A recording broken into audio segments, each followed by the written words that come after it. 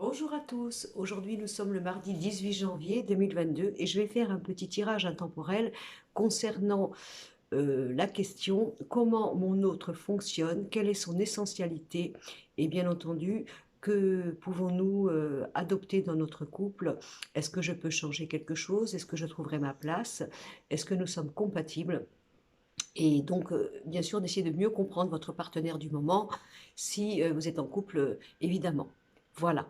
Donc, je vais faire un tirage à 3 choix au jour d'aujourd'hui, concernant donc ce sujet. Je vais d'abord vous proposer un premier choix qui sera, excusez-moi, voilà. Donc, le premier choix sera l'oracle de Béline, l'oracle de Béline. Le deuxième choix sera l'oracle de la Triade. Et le troisième choix, le petit oracle de lumière. D'accord? Alors, premier choix, deuxième choix et troisième choix.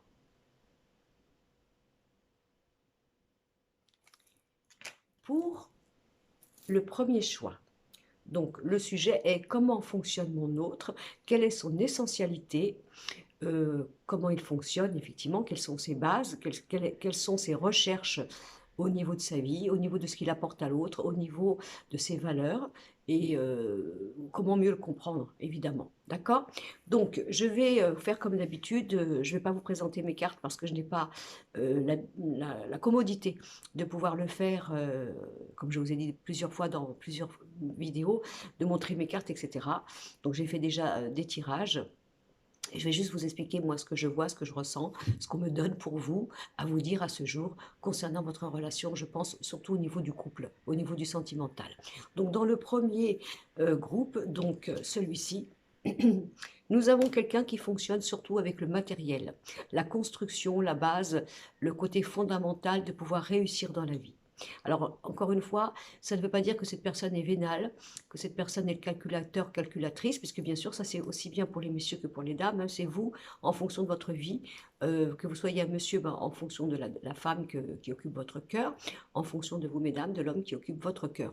Donc là, ce n'est pas quelqu'un de vénal dans le sens de se dire je ne peux construire avec toi que si tu as quelque chose de sécurisant au niveau des finances, au niveau de ce que tu as fait de ta vie, au niveau est-ce que tu es propriétaire, etc. Donc, c'est pas ça. C'est simplement quelqu'un qui va avoir, alors, déjà pour lui ou elle personnellement, c'est une personne qui va se sentir en sécurité, qui va se sentir honnête, qui va se sentir dans une possibilité de proposer quelque chose pour l'autre, déjà, à partir que lui-même ou elle-même, soit dans une forme d'assise, d'une assise confortable, matérielle, donc quelqu'un qui peut avoir un travail conséquent, qui peut peut-être avoir déjà acheté sa maison, qui peut avoir de quoi offrir à l'autre quelque chose de généreux. Voilà, donc ça peut être sa conception de penser que ainsi, il peut être en mesure de rendre l'autre heureux, que ce sont des fondements indispensables pour lui ou elle de voir qu'il est dans une forme de légèreté, d'égalité dans le couple, de non-oppression. Voilà. Ça peut être aussi quelqu'un, bien sûr, qui peut exiger ce qu'on appelle ce fameux 50-50. Voilà, moi, au début d'une relation, par exemple, je te découvre, on partage des choses ensemble, mais c'est 50-50 parce que le problème matériel, le problème financier, le problème de la légitimité est importante pour cette personne dans cette notion de démarrage et de départ. Ça peut être quelqu'un qui a été dépouillé dans son passé, qui a perdu sa maison, qui a perdu ses biens, qui a au niveau de l'argent, qui est peut-être même dans une sécurité, disons, fragile au niveau financier, hein, quelqu'un qui peut avoir des crédits, qui peut être en surendettement par exemple, etc., ou simplement qui l'a subi. Voilà, il ou elle, hein, toujours. Hein. Donc c'est quelqu'un qui va mettre une forme de comment vous dire, de précaution à ça. Hein. Je ne veux pas encore commencer les mêmes erreurs. Je ne veux pas encore m'engager. Peut-être que cette personne a été dépouillée dans son passé, s'est fait spolier, s'est fait léser. Au niveau justement de tout ce qui est le côté matériel. Donc matériel, c'est financier, mais ça peut être aussi le côté patrimoine, le côté territoire, le côté habitation, etc. Donc cette personne va fonctionner dans une mesure soit de se sentir disons, en mesure de vous aimer, de se sentir à la hauteur, de se sentir capable, à condition que, au niveau matériel, cette personne puisse vous apporter, tout du moins, la même chose que vous offrez, hein, la même chose que vous proposez vous-même, parce que peut-être que dans votre vie, c'est plus facile actuellement, c'est plus simple, et que cette personne pourrait se sentir gênée. Donc si par exemple actuellement vous êtes en couple et que vous sentez que votre autre est angoissé et pas bien, il peut y avoir par exemple des soucis au niveau du travail, au niveau du futur par rapport à l'équilibre professionnel.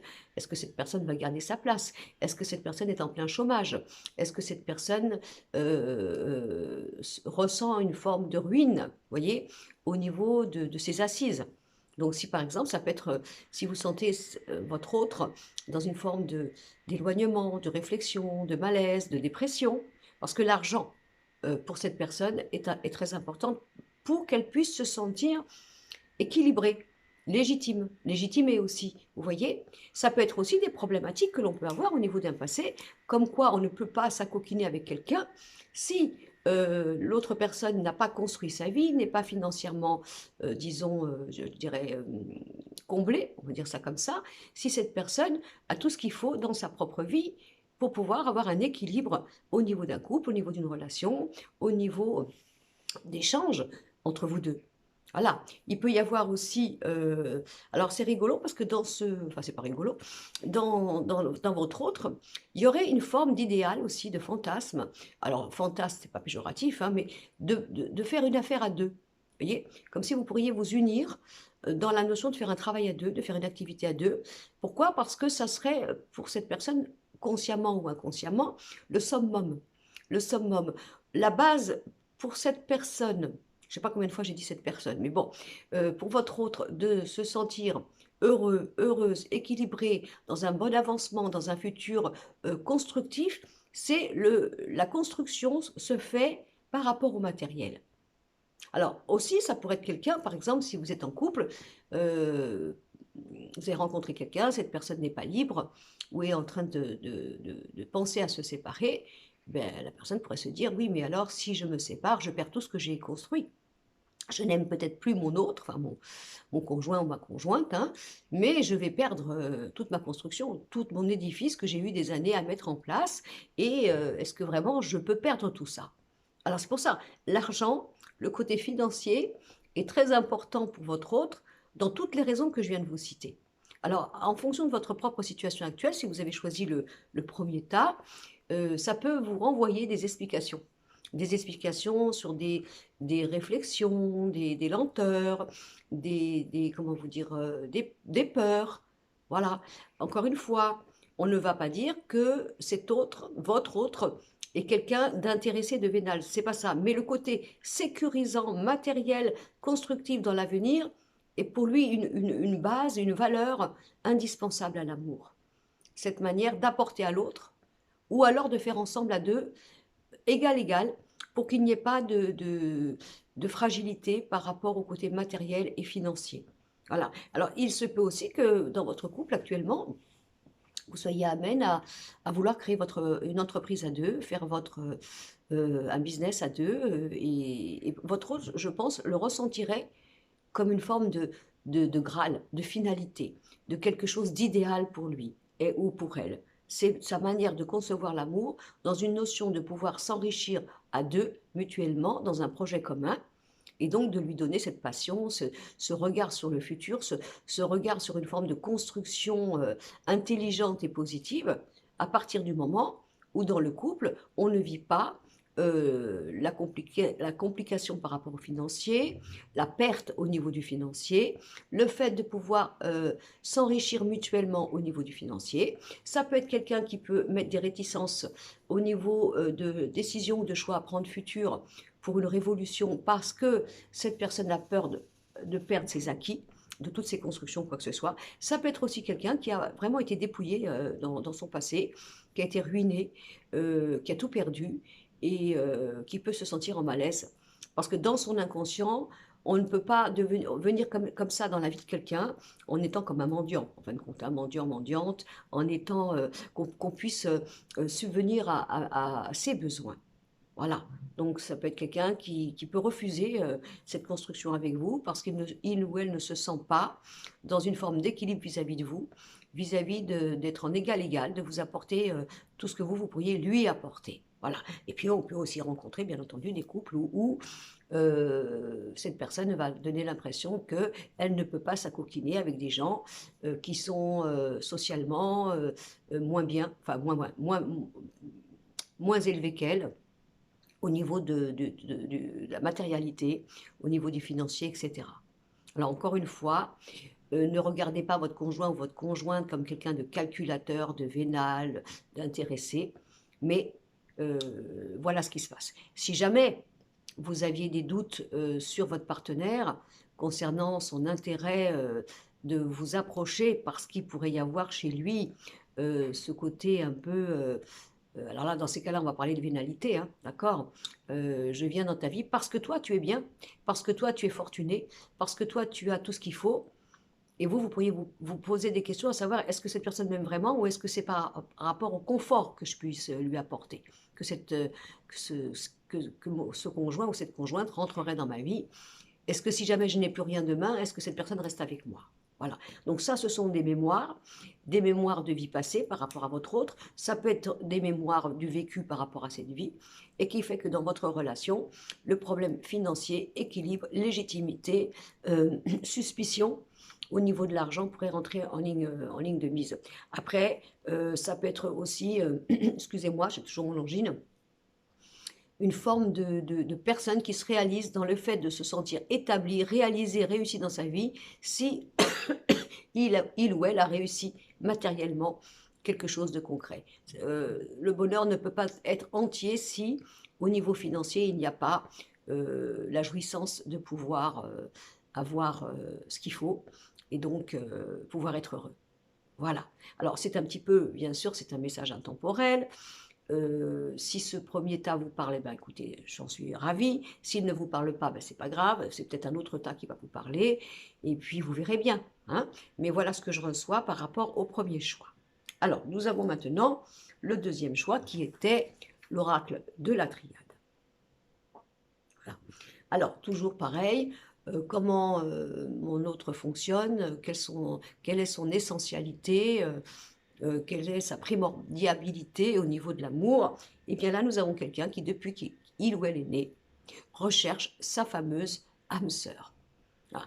Alors, vous voyez, ça peut être quelqu'un, par exemple, qui a mis des années à s'engager, parce qu'il y avait toujours le détail d'aller chercher sa flamme jumelle, son âme sœur. Cette impression de penser qu'on ne peut pas vivre l'amour sans être dans ces retrouvailles.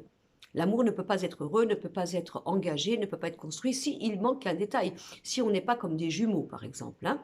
Alors moi, je n'ai pas étudié les flammes jumelles ou les âmes sœurs, mais j'ai ma conception de la flamme jumelle, ce qui est la mienne. Si on prend par exemple l'histoire de deux flammes, nous avons deux flammes qui sont comme ça, vous voyez, l'une en face de l'autre, et en principe, elles sont allumées et elles s'éclairent. D'accord. S'il y a une flamme qui baisse de luminosité, hein, qui semble commencer à s'éteindre, par exemple comme ça, qu'est-ce qu'elle va faire l'autre? L'autre, elle va essayer bien sûr, de rallumer la flamme, vous voyez, de rallumer la flamme pour que justement elle ne s'éteigne pas. Mais parfois, l'autre, celle-ci, pardon, celle-là, peut renvoyer à celle-ci justement ce que l'autre ne veut pas voir, c'est-à-dire l'ombre, le déni, vous voyez, le déni, le défaut, le problématique. Et celle-ci, elle a l'obligation de montrer à cette flamme-là qui ne veut pas voir, hein, qui ne veut pas, on va dire, se plier, avoir l'humilité de voir, elle a l'obligation de lui montrer la clarté, la vérité. Alors, c'est pas toujours facile d'être une flamme jumelle, puisque les deux sont obligés, ont un contrat d'éclairer l'autre sur l'ombre, sur ce que l'autre ne voit pas. Alors, ça, c'est ma conception. Alors que parfois, peut-être dans d'autres conceptions, la flamme jumelle, c'est notre double, c'est notre sosie, c'est notre jumeau, hein, notre jumelle.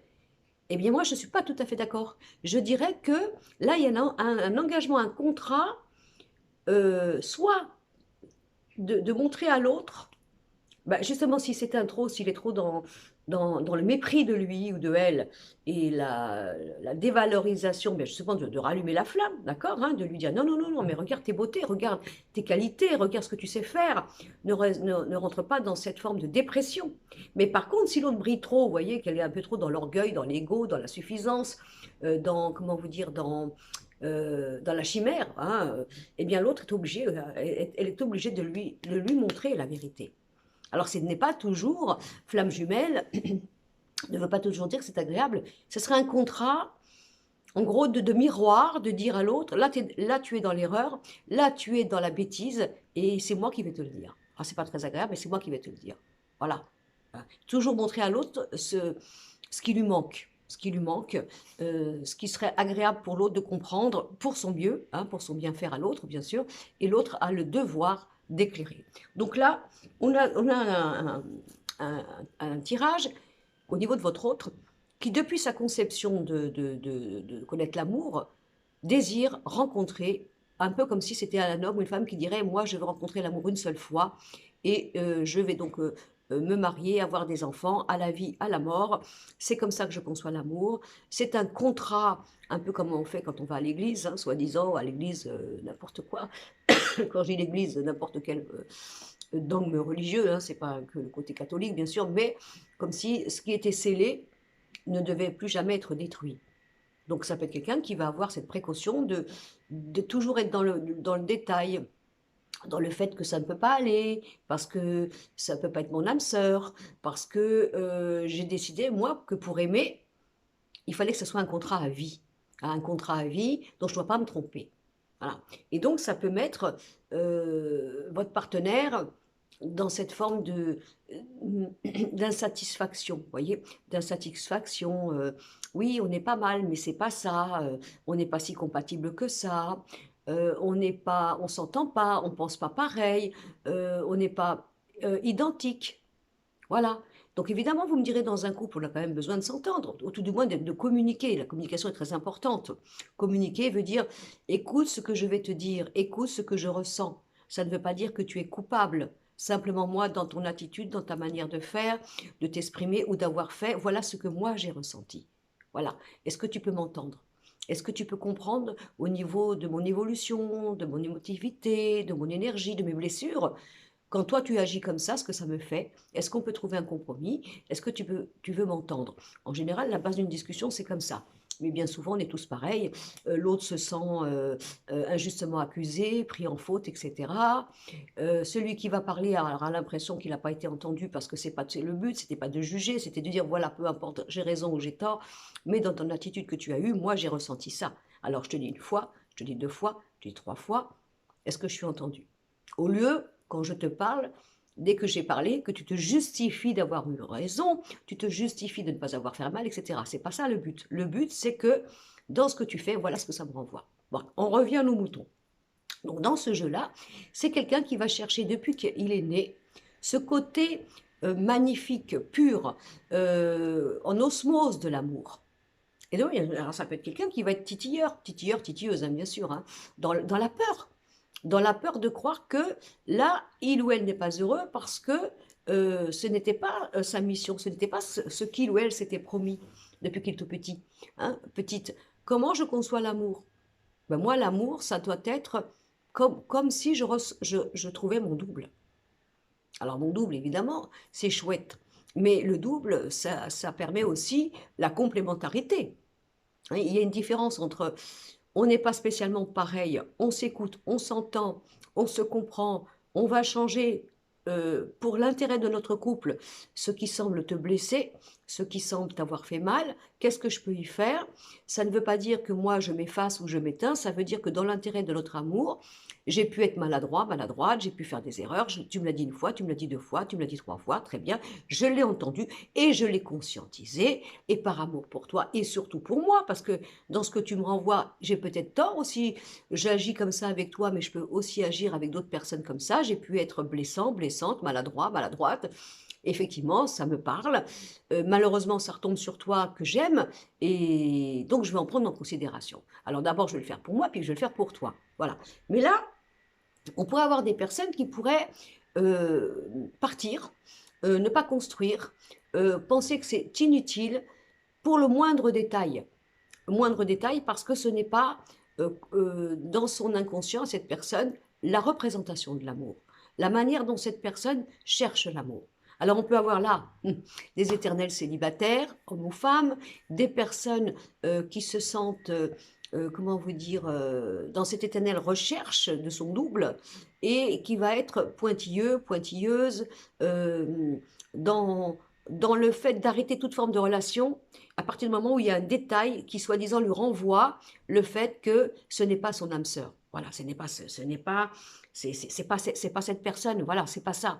Moi, dans l'amour, je recherche mon double, mon jumeau, ma jumelle. Je recherche la manière d'aimer de cette façon. Alors, on peut aussi avoir des personnes qui sont très spirituelles. Très spirituelles. Alors, spirituel ne veut pas dire religion, hein, veut dire simplement. Euh, la spirituelle, c'est. euh, tout dépend comment on voit la spiritualité, mais je vous dirais déjà l'amour, l'amour pour l'autre, l'empathie, le fait de lui-même ou elle-même se remettre éternellement en conscience pour voir ce qu'il ou elle peut changer. Alors moi, je trouve que ça, c'est merveilleux, à condition qu'on soit deux, hein, euh, que l'autre personne fasse la même chose. Parce que sinon, il y en a un qui va se prendre la tête, qui va se remettre en question, qui va toujours voir que c'est de sa faute, mais l'autre ne changera pas et puis aura l'impression que tout est acquis et puis que de toute façon, ça ne fera certainement pas évoluer la personne qui ne veut pas changer.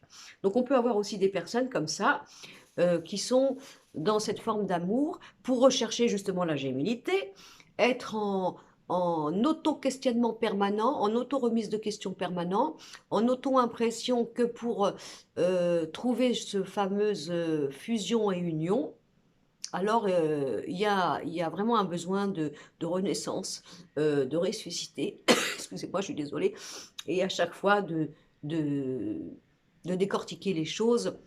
Mais je dirais là, ça serait plus la personne qui en souffrirait. Je parle de la personne spirituelle, parce que c'est elle qui, grâce à ces valeurs-là, penserait que pour trouver cette fameuse félicité de cette couple jumeau, eh bien, ça serait cette personne qui serait en faute, en obligation de se remodeler à chaque fois, d'être toujours cette personne qui prend conscience, qui change et qui devient une forme de pâte à modeler pour l'autre. Donc on a vraiment, là, on va dire un couple, votre autre, peut avoir tout ce que je viens de vous expliquer là. Alors, selon les caractères, bien sûr, vous pouvez peut-être voir clair dans les plusieurs propositions que je vous ai faites, au niveau de ce côté un peu, oui, mais là, ça n'ira pas, non, mais là, ça ne pourra pas aller, tu ne, je t'aime, mais c'est pas ça, parce que moi, je recherche depuis que je suis née mon Graal, mon double, mon jumeau, ma jumelle, et voilà. Donc évidemment, c'est un problématique parce que on sait très bien que dans le couple, il n'y a pas, c'est pas ça. Hein. On va apprendre à faire des conciliances et non pas des concessions. Des conciliances. Conciliances, on va concilier toi et moi, comme tu fonctionnes, comme je fonctionne, comment tu m'as dit, comment tu m'as confié, comment tu t'es confessé. Je l'entends. Qu'est-ce que je peux faire parce que simplement on s'aime? Qu'est-ce qui est intelligent pour moi que je change par rapport à toi? Est-ce que ce que tu me renvoies dans tes blessures à cause de moi, je le vis dans ma vie? Je le répète, effectivement, c'est un défaut que j'ai, il faut que je change. Voilà. Donc ça, c'est très important, les fameuses flammes jumelles, d'accord? Ou alors, comment vous dire, bah, malgré que je t'apporte tout, eh ben, il te manque toujours un détail parce que toi, tu recherches ton jumeau ou ta jumelle. Voilà. Donc, je suis désolée, je ne peux pas le retenir. Voilà, donc ça serait pour le deuxième tas. D'accord? Alors, le troisième tas, nous avons donc celui-ci, l'oracle de lumière. Alors là, nous avons l'éternel homme ou femme enfant, l'éternelle jeunesse. C'est-à-dire, ce qui me fait peur, c'est l'engagement, la construction, le fait d'être en couple, le fait de m'engager dans le lointain. Parce que je suis restée un éternel ou l'éternel enfant, on va dire adolescent, dans cette notion de liberté, de jouissance, de plaisir, de ne pas à ce que l'on entrave ma liberté. Parce que dans l'inconscient de cette personne, promesse, couple, projet, c'est la perte de sa liberté. Là, on a quelqu'un qui a un problème avec son enfance, avec son adolescence, avec sa jeunesse, ou alors qu'il la retrouve, parce que des fois, on dit toujours, vous savez, le fameux 40 ans, 50 ans, où on a une jeunesse qui revient à nouveau, on a envie de croquer la vie, on a passé sa vie à être éduqué d'abord par les parents, après à soi-disant se connaître, à penser que c'est ainsi que nous sommes faits et nous allons construire, et puis un jour, à un moment, il y a une révolution, on a envie d'enlever cette carapace, on a envie de muer, hein, de se mettre au monde, puis on s'aperçoit que ce qu'on a fait avant, ben, c'était pas nous, quoi. C'était pas nous. Alors, d'un seul coup, il y a ce côté avide de croquer la vie, de tout balancer, de tout recommencer, de devenir neuf ou neuve et de pouvoir être un autre ou une autre. Donc ça, c'est des choses qui arrivent dans la vie. Mais là, nous avons quelqu'un qui va avoir la peur dans son inconscient, dans ses mémoires, de perdre sa liberté dans l'amour. Voilà. Donc, du coup, il va y avoir des situations qui ne sont pas stables, des relations qui ne vont pas loin, des débuts et on arrête vite parce pourquoi on arrête vite parce que à partir du moment où ça y est, la relation est installée, on connaît la famille, on connaît les amis, on connaît tout. Ben là, bien sûr, on parle de futur, on parle donc de projet, on parle donc comment on dit, longévité, enfin bon, un truc comme ça. J'espère que vous allez me comprendre. Et là, on prend la poudre d'escampette, on s'en va, on s'enfuit. Alors, c'est pas vous, hein, spécialement, hein, monsieur ou madame, c'est pas vous, c'est la peur de perdre sa liberté. Je crois qu'il y a une chanson, je ne sais plus si c'est Reggiani, Ma liberté. Vous voyez, je crois que c'est Reggiani qui avait chanté cette chanson, c'est Ma liberté. Ben voilà, c'est tout à fait la chanson culte de ce troisième tas au niveau de votre autre. Vous n'avez pas, dans le couple, il n'y a pas de maîtresse. La seule maîtresse qui existe, c'est la liberté. C'est-à-dire que la rivale du couple, là, c'est la liberté de l'autre, qui ne veut pas la perdre. Parce que c'est une personne qui, alors, soit est un petit peu immature, hein, dans cette notion de légèreté de la vie, de plaisir, de s'amuser, de rigoler, de ne pas avoir de compte à rendre, de ne pas avoir de responsabilité, par exemple. Le prendre à la légère, hein, ce que je vous dis, hein, n'allez pas vous imaginer que c'est un jugement de ma personne, mais vous voyez, c'est une caricature. Voilà, je ne veux pas perdre ma liberté, je veux garder mon éternelle jeunesse, j'ai envie, comme un adolescent de 17-18 ans, de vivre des relations, de m'amuser, de m'éclater sans lendemain. Et voilà. Alors, encore une fois, ça ne veut pas dire que votre autre est dans cet état d'infidélité mentale et, si vous voulez, de fausses promesses. C'est pas ça. C'est son problème. C'est son problème. Donc, évidemment, dès que vous allez parler construction, projet, installation, ben, vous allez avoir quelqu'un qui peut très bien prendre du recul, fuir, ne pas comprendre lui-même ou elle-même ce qui lui arrive, comprend pas. Hein, j'aime cette personne, j'ai des sentiments très très forts, et pourquoi du jour au lendemain, d'un seul coup, je regarde cette personne différemment, j'ai l'impression qu'elle ne me convient plus, j'ai l'impression que il y a quelque chose qui vient de se passer. Pourquoi? Parce que c'est la peur de perdre la liberté qui va passer au-delà des sentiments, si vous voulez, et qui va faire croire que là, c'est un piège, quoi.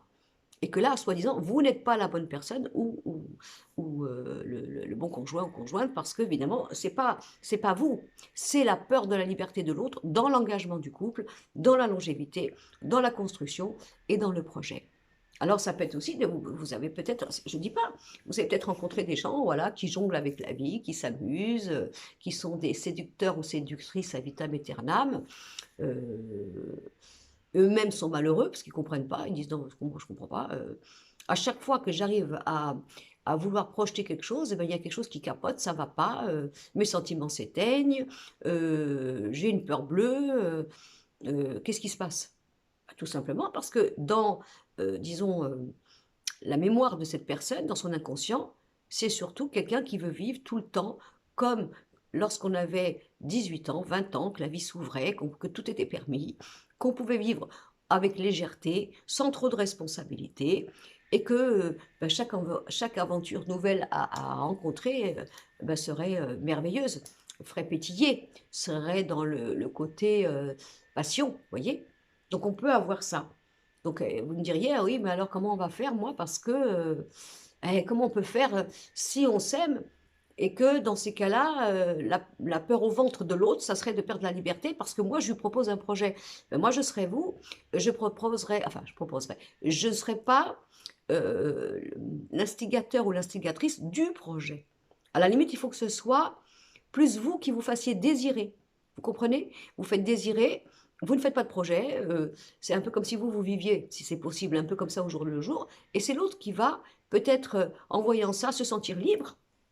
Ah, il n'y a pas de pression là, hein, il n'y a pas d'obligation, il n'y a pas de pression. Du coup, ben, c'est peut-être lui ou elle qui va avoir envie de faire après. Vous voyez? Un peu comme si, vous me direz, oui, mais Brigitte, c'est dégoûtant parce que moi, je suis obligée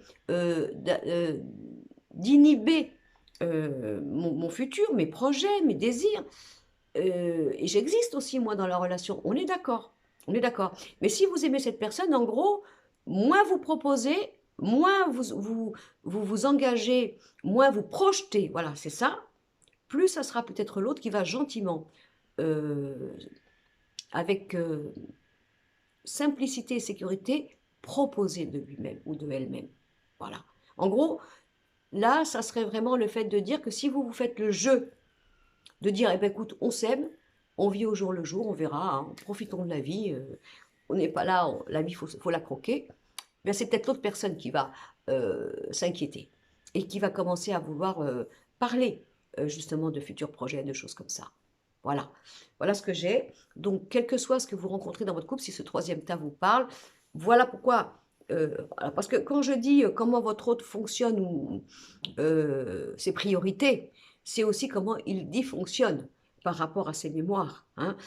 Ces personnes, enfin, quel que soit, n'ont pas été comme ça pour rien. Elles ont été malheureusement parfois avec des mémoires de vie antérieure, des constructions au niveau de leur éducation, de ce qu'elles ont vécu elles-mêmes dans leur enfance, de leur conception de ce qu'elles ont vu du couple, et plus à leur propre peur, sont malmenées par ces pièges, par ces chaînes en eux, en elles, et qui font que voilà comment il ou elle dysfonctionne dans le couple. Voilà pourquoi cette personne qui est pourtant dans un désir de construction d'amour, de sincérité, peut avoir des comportements, des fuites ou des intérêts ou des obligations, d'où ça vient. Et donc, le but de cette vidéo, c'est si vous aimez cette personne, bien sûr, sans vous anéantir vous-même, sans avoir l'impression que c'est vous qui devez être psychologue, qui devez être paternisant, savoir juste parce que vous l'aimez, hein, cette personne, parce que c'est important pour vous.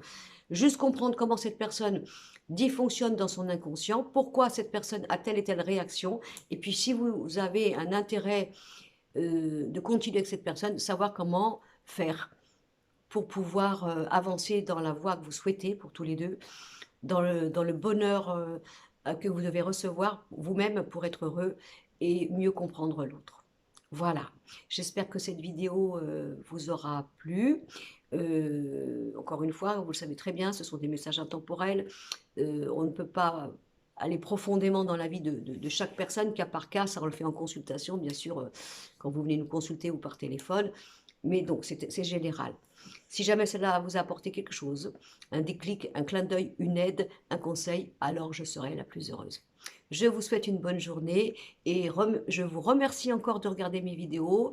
Merci pour vos abonnements, merci pour vos j'aime, merci pour avoir partagé, merci pour vos commentaires, ça me fait énormément plaisir. Et puis voilà, je vous embrasse tous. Au revoir.